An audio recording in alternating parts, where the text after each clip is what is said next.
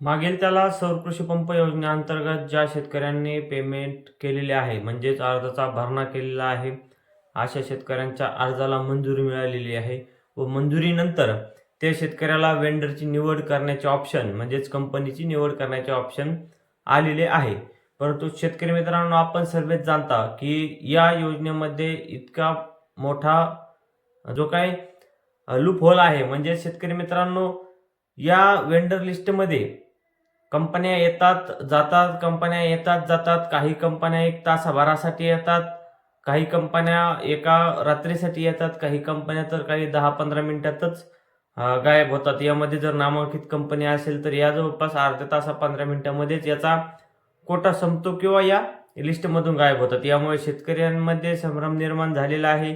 शेतकरी अजूनही कंपन्यांची वाट पाहत आहेत.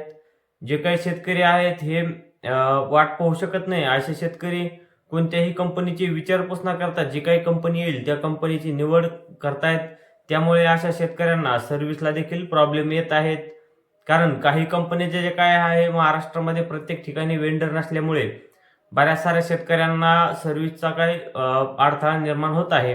आता यामध्ये शेतकऱ्यांना जे काही अडथळे निर्माण होतात त्या अडथळ्यामध्ये शेतकरी मित्रांनो, तुम्ही कंपनीची निवड केल्या सर्वप्रथम जे काही लाईनमन सर्वे तुम्हाला करावा लागतो. या लाईनमन सर्वेसाठी जो काही कंपनीचा प्रतिनिधी आहे हा त्या सर्वेच्या ठिकाणी उपलब्ध लागत असतो, किंवा जरी एखादा लाईनमन ॲडजस्ट करणारा असेल उपलब्ध, तुम्हाला जर प्रतिनिधी लागत नसेल तरीही तुमच्याकडे त्या कंपनीच्या प्रतिनिधीचे जे काही नाव आहे हे तुम्हाला माहीत पाहिजे, जेणेकरून तुम्हाला या सर्वेमध्ये ते नाव टाकावे लागते.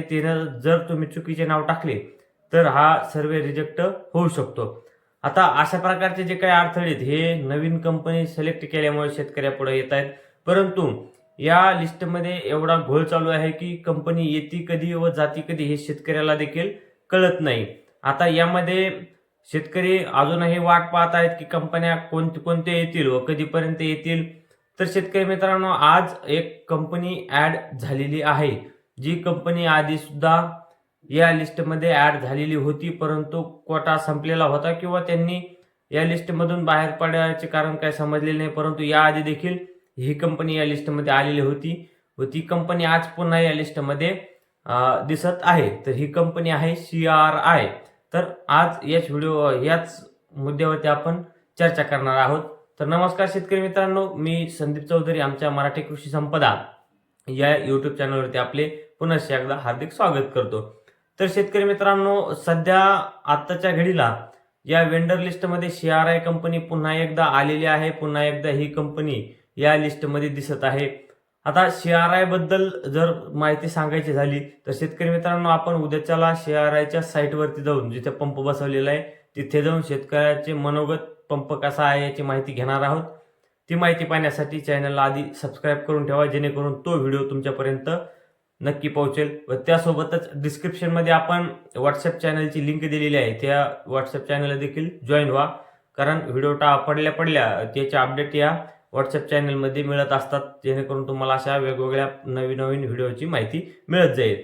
आता शेतकरी मित्रांनो, थोडक्यात तुम्हाला CRI बद्दल जर सांगायचं झालं तर CRI हा पंप जो काय आहे, ही कंपनी मोटर सेगमेंटमध्ये म्हणजेच मोटर क्षेत्रामध्ये जो काय मोटर आहे, आपली पाणी ओढण्याची मोटर आहे, या मोटर क्षेत्रामध्ये एक चांगली अग्रगण्य कंपनी आहे, जिचे चांगल्या प्रकारे नाव या मोटर क्षेत्रामध्ये आहे. परंतु जेव्हापासून हे CRI कंपनी सौर पॅनलमध्ये आलेली आहे किंवा या योजनेमध्ये आलेली आहे, तेव्हापासून या योजनेचे जे काही लूप होल आहेत, म्हणजे जे काही थोडेफार असे चुकीचे या शेतकऱ्याला चुकीची सर्व्हिस जी कंपनीकडून दिली जात आहे, त्यामुळे शेतकऱ्याला त्रास होत आहे.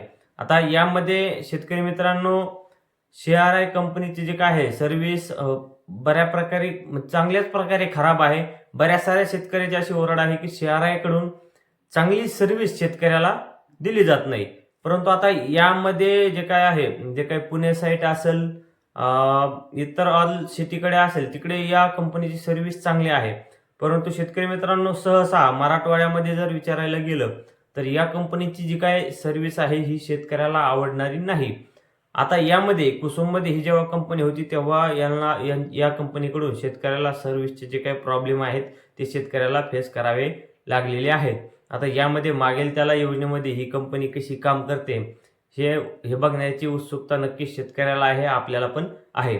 शेतकरी मित्रांनो, आता CRI बद्दल जो काही आपण साईटवरती जाऊन व्हिडिओ काढणार आहोत तो पाहण्यासाठी चॅनलला सबस्क्राईब आधी करून ठेवा व हा व्हिडिओ तुम्हाला आवडला असल्यास व्हिडिओला लाईक व अशाच प्रकारच्या नवनवीन माहितीसाठी चॅनलला सबस्क्राईब करून ठेवा. धन्यवाद मित्रांनो.